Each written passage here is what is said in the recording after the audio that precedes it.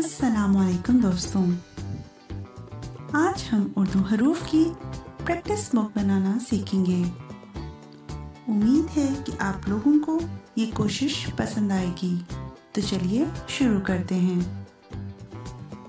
अगर आपको मेरी वीडियोस पसंद आए तो मेरे चैनल को सब्सक्राइब करें और बेल आइकन को दबाएं ताकि आने वाली वीडियो की नोटिफिकेशन हासिल कर सकें। अगर मेरी वीडियो पसंद आए तो लाइक और शेयर करें।